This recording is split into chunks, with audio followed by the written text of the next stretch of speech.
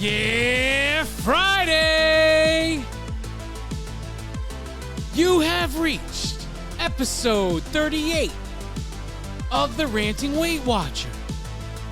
I am your host, Donato Russo. I hope you enjoy the show today. If this is your first time here and you enjoy the show, please like, share, comment, and subscribe. If the podcast app you're listening on allows you to rate the show, please leave a 4-star or 5-star rating. Any rating is greatly appreciated. Thank God it is Friday. Don't you love a Friday when it starts with the Ranting Weight Watcher? Oh man, oh man. We are ready for the weekend. Ready for the weekend. And here we go. Let's get into this. Journey updates. Okay, guys. Another week, another gain. So last week we had gained 2.8 pounds. And that was leading up to the communion. So this point, I would say that this is the aftermath of the communion. And, I mean, that's the only thing I could think of here. When my family got into town, I made some risque choices. I don't really do dessert during the week, and there was a couple of days in that week I had dessert. I don't snack on chips and stuff during the week. If I want chips, it'll be on a Saturday with lunch. But I don't typically do that during the week, and there was a day during the week that I had chips. And so I made some offhand choices that, you know what, it is what it is. And I came out with last week with a 2.8 gain. And I weighed that, when I weighed in last week, it was on the day of the communion. So the communion wasn't even a factor yet, even with the 2.8 gain. So fast forward a week, here we are. Another 2.2 gain this week. So total for the month of May right now, we are up 5 pounds. 2 weeks into May, we're up 5 pounds. We'll do what we got to do to get this 5 pounds off. That's not a problem. You know, we're all handed stuff in life where these situations where there are parties, occasions, whatever they are. And now this past weekend, we had Mother's Day, and coming up real soon, I have a wedding anniversary. And so it's definitely the perfect storm right now when it comes to my journey. We had family visiting, we had a communion, we had Mother's Day, and now wedding anniversary. It's a 4-headed monster that I am dealing with at the moment. And I am 3 heads in. So we just passed Mother's Day yesterday as I'm recording this. And we went out to eat. You know, we had dinner out. Same restaurant as the communion. And I ordered a pasta dish that didn't come out as good that time as it did the first time I tried it, which I was a little disappointed about. But it could have been because the restaurant was so busy, it was packed, and they were a little bit overwhelmed back there. But it is what it is. What can you do? You just move forward and deal with what comes. But now right around the corner is my wedding anniversary, Not sure what we're going to do for that. I'm assuming we'll go out to dinner. I don't know. We'll see. And whatever comes of that will come of that. But for the rest, these are one meal things. It's not as if it's a whole week's worth of stuff, right? So I have to take it as such. It's a one meal issue, really. I can't make it into more than just one meal. When family came into town, I made choices like having dessert that I would never do Monday through Friday. Never have dessert Monday through Friday. I made choices like having chips at lunchtime, where Monday through Friday I would never make that choice. So we have to deal with what we choose. At the time, it doesn't seem like such a big deal. But when it comes time to step on the scale and face the music, you have to remember what you did. You can't look backwards with blinders on and pretend you didn't do it. So having chips at lunch, having dessert during the week, Monday through Friday, when family came, that was abnormal behavior. Don't do it. So obviously family is now gone because the communion is over and we go back to life as normal. That should correct itself. So then we had Mother's Day, go out to dinner for that. And purposely we did not go to dinner on Saturday night to make up for that. Because we didn't want to have 2 nights in a row where we went out to dinner. Typically we go out to dinner on a Saturday night. So we made the choice, decided we're not going out to dinner on Saturday night. We're going to go out to dinner for Mother's Day, and that's it. And we cooked on the grill Saturday night. And that's all there is to that. So hopefully I minimized any issue from this past weekend. And now with anniversary coming up, wherever we choose to eat, it's just another tick on the, another thing on the list of things you have to deal with when you're living life on a weight loss journey. And that's kind of like what I want to talk about today. We have a roller coaster of ups and downs when it comes to weight loss. And, when we get to the beginning, we have all this mental motivation, and we're going to do it all right and to the T. And we do it. For the most part, we do it. We do it to the best of our ability. And we keep going, and people say to us, don't worry about it, just keep going, just keep going. So you do what needs to be done. And you keep going. And what happens? Then you start to find real success. And I remember when I first started, so I started January 2019, and then fast forward seven months, we're in August, and I hit the 50-pound mark. I got the charm for losing 50 pounds, and I hadn't moved an ounce. Never one exercise did I do to lose that first 50.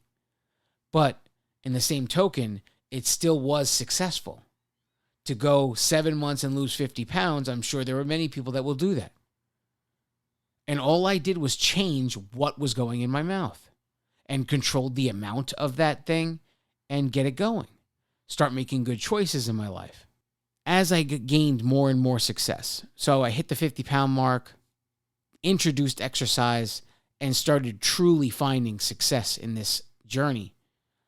It's a roller coaster of emotions when you're in the midst of success. The feelings you get like, oh, you can't do anything wrong. You can't do anything wrong. And it's almost as if you become overly confident. in what you're doing. And eventually you find comfort in success. But we all do this. This happens to every single one of us. It's not just me that found comfort in success.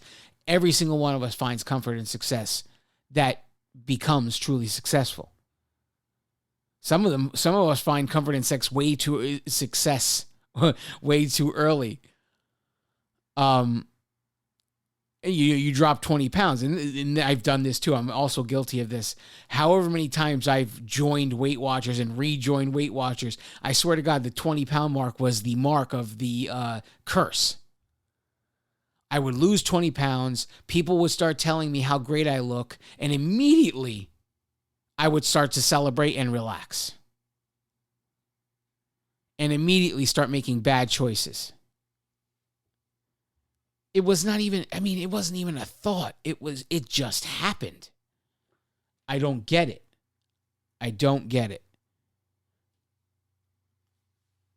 It was like I couldn't even control it. I didn't even think about it. Someone told me I look good. Boom. Snap. It was like a mental snap. I would start to go off the rails and not even notice it really. Because it starts off with like, oh, yes, I am doing good and I am successful. Let's go out to eat tonight. And you say, okay, you've been doing good so far and you're going to have a little treat tonight. And you choose a cheeseburger rather than a grilled chicken sandwich like you have been doing, or a grilled chicken salad or whatever it is. There's a restaurant near my house here called Big Bear. And they have this thing called the citrus chicken, something citrus. So the marinade that's going on the grilled chicken is made with citrus fruit. So there's lime, there's orange, there's lemon. I want to say there's grapefruit too. I'm not sure, to be honest with you. But all citrus fruits in the marinade that's on the chicken. And the chicken comes with a pretty good, depending on what size you choose. I got white rice when I would go get it. And the white rice looked like it was about a cup and a half in the plate. So I would overly estimate and say put 2 cups in my tracker. And there was also the option to get steamed vegetables and whatever else. But anyway, I would order this almost every time we go because to me, that was the safe choice. I knew how many points white rice was. And I knew how many points the chicken was. But then as success came into it, now all I'm saying is oh, I deserve a treat. Now it's a, cheeseburger. Or it's a Philly cheesesteak. Whatever it is. A foot-long hot dog. None of these things could be considered good choices in reality. But I told myself, well, I found success. Sure, why not? But the behavior slowly and incrementally switches from determined, calculated behavior to very relaxed and like I'm on a cruise control mentality. All because success is introduced. Now we're going to take a break. We come back, we're going to talk about how to recognize where you are.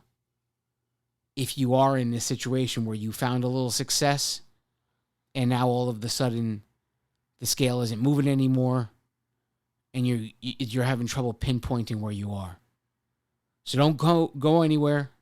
Stick with me. We'll be right back.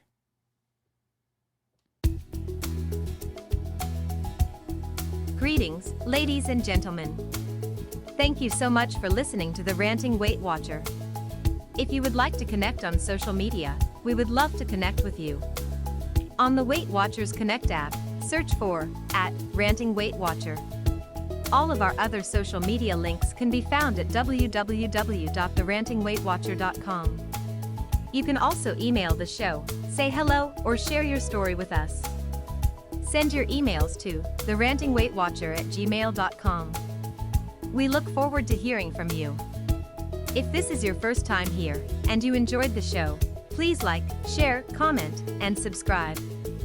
We are proud to announce that the Ranting Weight Watcher has been rated number 6 in Feedspot.com's Top 10 Weight Watchers podcasts. Click the link in the show's description if you wish to see the full list. If the podcast app you are listening with allows you to rate the show, please leave a 4-star or 5-star rating, whatever is in your heart to leave.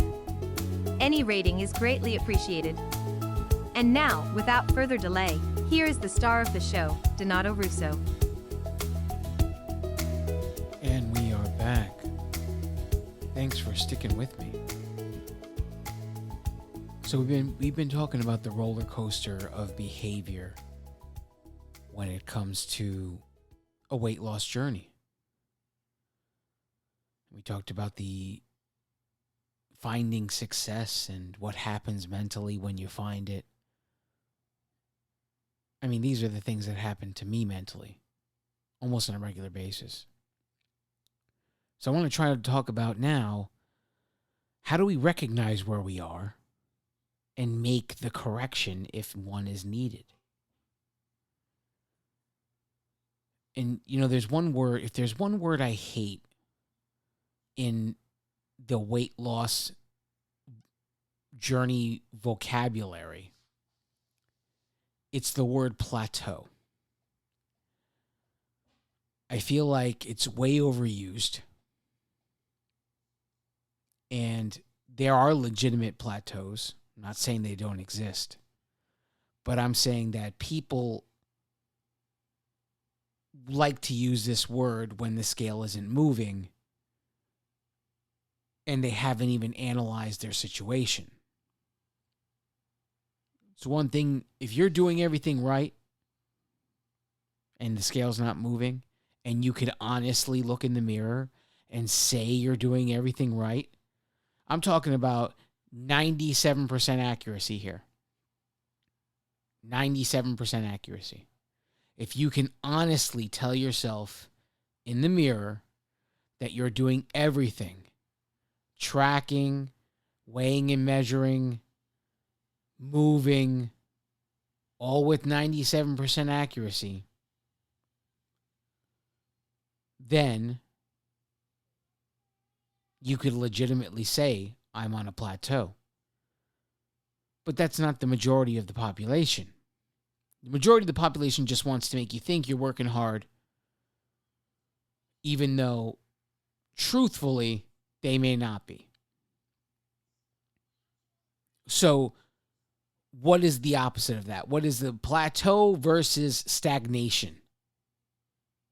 So you've done a bunch of stuff and you had some success, and now the scale is not moving, and the word stagnation has a negative connotation at this point. But if it's the truth, it's the truth.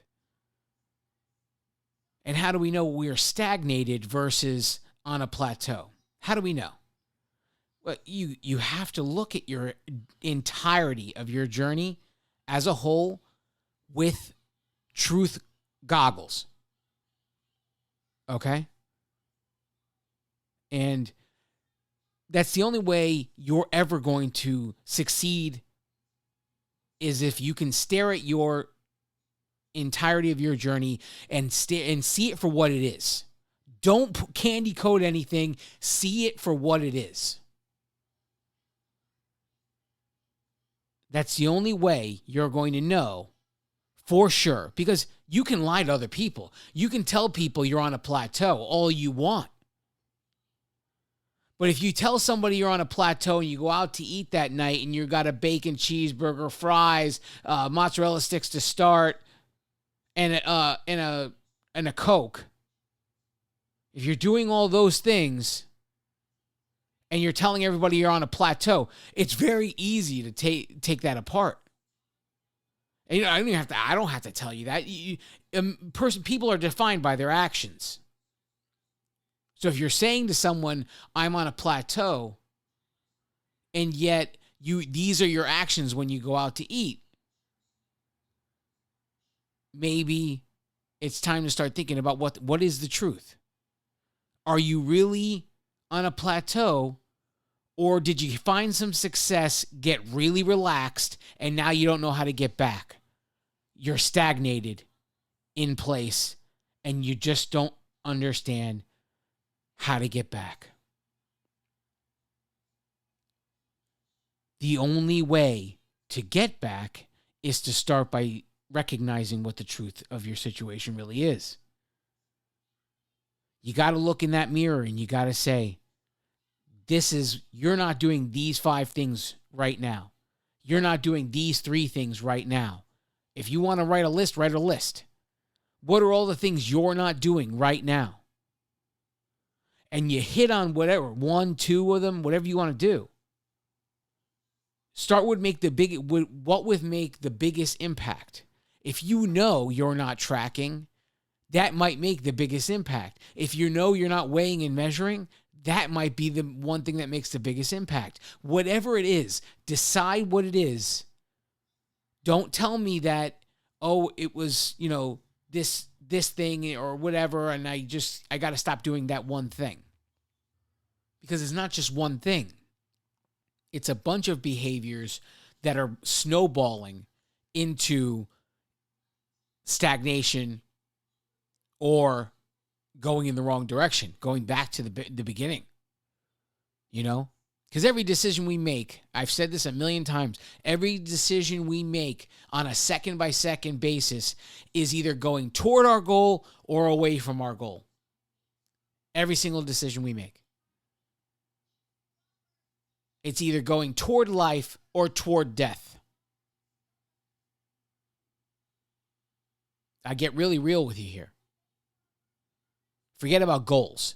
It's going toward life or toward death.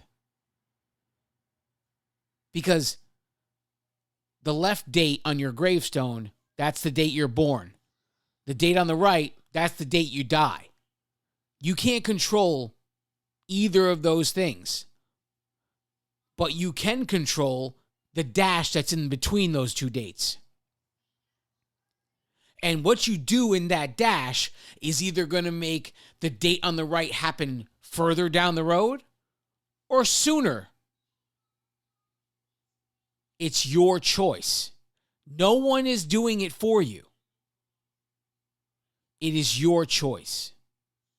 You have to recognize what you're doing wrong. You have to see it for what it is. Don't candy coat it. Don't beat yourself up either. There's no sense in having guilt about it now. Make a list. What do I need to improve on? I have 5 things I need to improve on. We're going to take these 3. We're going to work on these 3 for the next 4 weeks. And if I successfully fix this problem, these 3 problems, or if I'm turning them around, I could introduce the other 2. Or I'll wait a little bit longer and then introduce the other 2. Either way, it starts with you make a decision to see what is the truth. Once you find what the truth is, remember from the beginning. Go back to the beginning. What did you used to do when you started? Compare it to what you're doing now. If you think you're doing everything as accurately, as passionately, as successfully as you were on day 1 as you are today, then where's your real problem? But I would guess that you're not as passionate anymore. You're not as disciplined anymore. You've gotten relaxed, and it's time to make the correction. Do what needs to be done. See the journey for what it is as a whole, compare to current day to first day, and make the change. Go back to what worked in the beginning. Get back to basics. Do what you used to do with the passion that you used to do it with. Make those changes, and you will find the success you used to find. And the plateau you say you're on, or the stagnation you're actually in, may just disappear. So I decided to do some digging And, I spent the majority of this episode preaching that we need to speak the truth and we need to be accountable to ourselves. And so I'm going to take the time and be accountable to myself.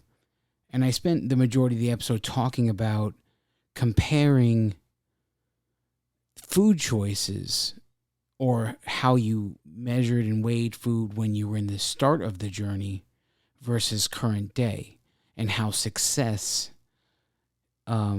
obscures that function. So having true success makes you a little more relaxed. But I wanted to take it a step further. I wanted to show this doesn't just have to apply to food. And in my Fitbit here, now I couldn't go as far back as I wanted, because when I first started exercising, we're talking about August 2019, I didn't know how to use the Fitbit then. So I was depending on the auto detect feature, right? So I had to go for the most recent dates that from when I learned how to read pace, how to actually start the walk from the Fitbit so that it would measure GPS location, so you could get speed and distance that you walk during your travel, during your exercise. So I picked 6 random dates here, okay? And then I basically went back a year exactly from that day. And I'm comparing the numbers from the dates, okay? So now in February, in 2020, we went 3.4 miles. And we did that at a speed of 22 minutes per mile, 22.03 minutes per mile. Now, exactly 1 year later, we did 3.5 with a 20-minute mile, 20.35 minute mile. So that was an improvement. So then I picked a March date.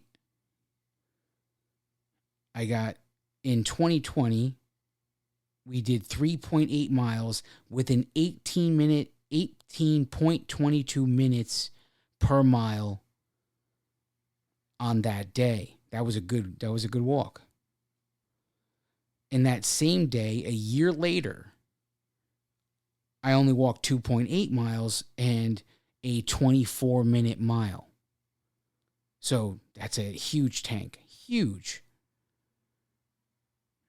And I picked another date in March 2020. We did 2.8 miles with 22 minutes and 41 seconds per mile.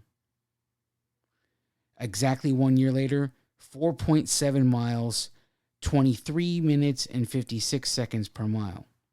So a huge leap. So two miles more in the walk, but the speed a little bit slower. So I guess it evens out, if you ask me, that way. And we got here another day. We did 3.6 miles at 19 minutes per mile. That's excellent. I want so badly to be under 20-minute mile. And I compared the exact same date in 2021.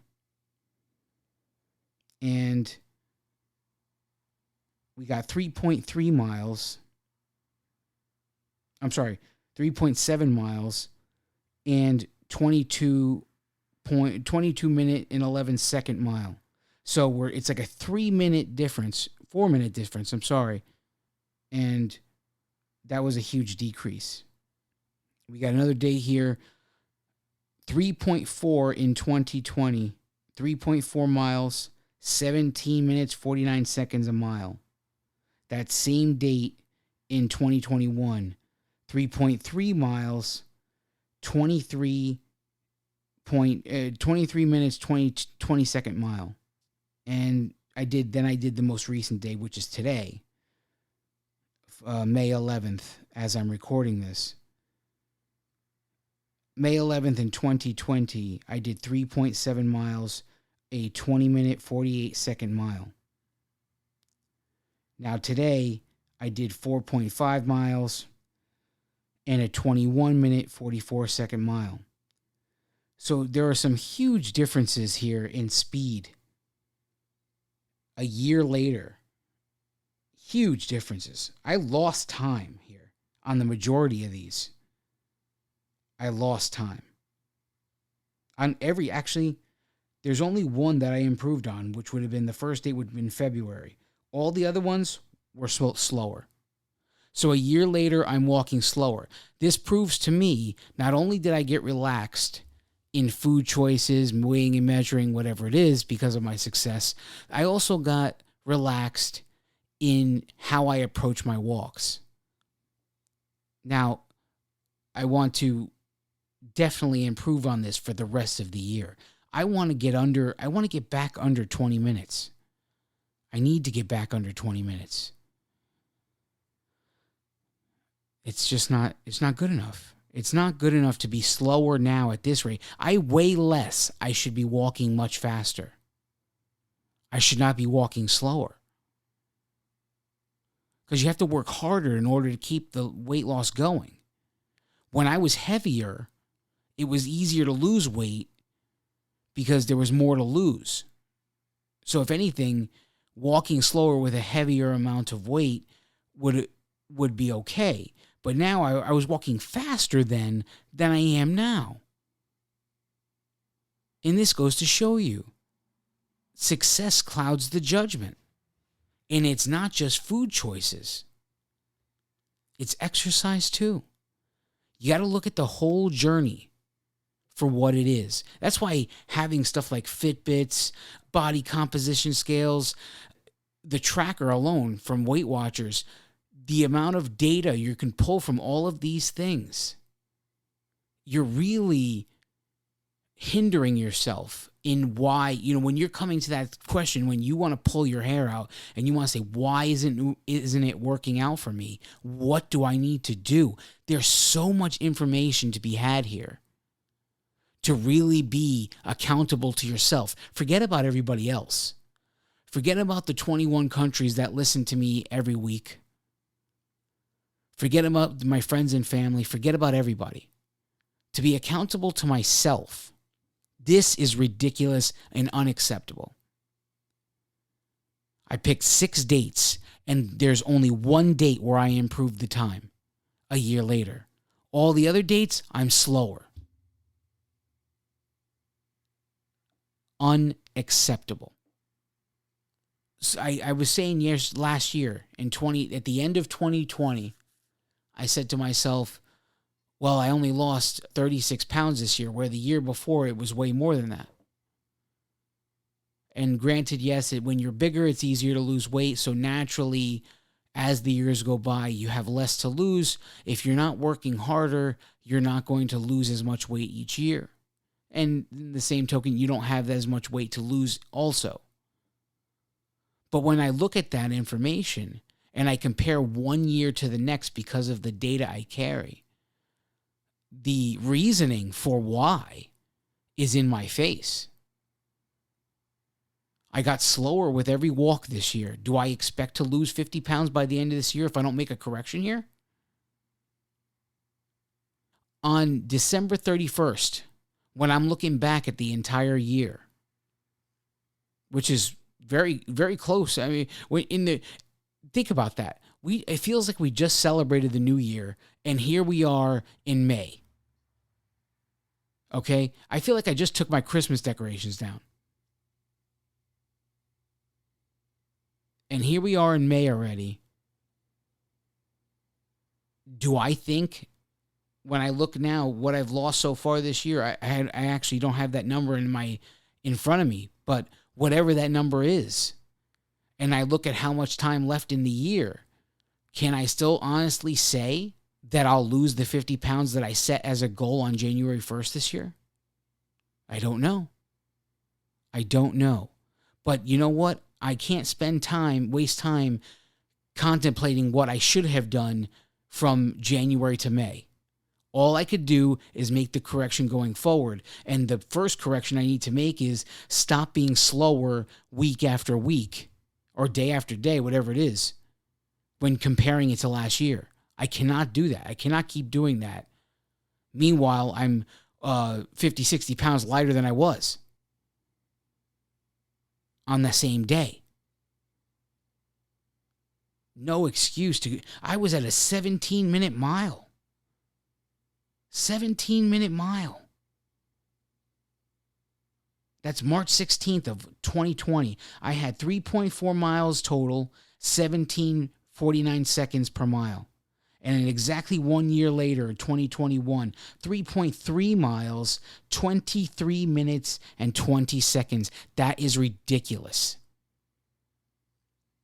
Corrections need to be made, and they need to be made now. This is how you go back. This is how you get back to basics. See what you used to do and make the correction. Go back to what you used to do. You know, it's not rocket science. None of this is difficult to understand. And I just got one thing left to say. If in this day and age, with information about anything available at your fingertips, if you're choosing not to have valuable information that would help you make decisions in your health quest, it's almost like you're willfully ignorant. Maybe you don't understand how to use this stuff. It does not mean you can't learn. There's nothing to be afraid of here. Anybody can figure this stuff out. I'm sure there's a number of people in your life that could help you to learn how to use this information. It's such valuable stuff. You can't just turn it away. You can't just say, "Oh, I don't know how to use that. I'm not gonna go spend money on that." But I just showed you, I just demonstrated a year apart the exact same information and how it changed 1 year later. This is how you look at the truth. This is how you see the world for what it is. In your journey, there's going to be times where you think you're doing something, but data will show you otherwise. You're not. You think you're busting your ass and doing a good job, and the data will show you, sorry, not today. And it's just so important. It's so important that you're willing to do what it takes and learn what needs to be learned to get what you want from this lifestyle. I mean, this is about you. It's about me. It's about what it takes to live a healthy lifestyle. Why would you say no to something like that? Now, if you're sitting at home and you know you're not doing something, get your ass moving. Do whatever it is you're not doing. Get serious. Do what it takes. Get back to basics. If you had some success and you know you're sitting around comfortable right now, make the correction. Do what needs to be done. Don't nitpick. Look at the whole story. Make the correction. Do what is required and get back on track. It's just that simple. There are no gray areas. It's black and white. Make your correction. Do what's required and get back on track. I love each and every one of you. God bless you all.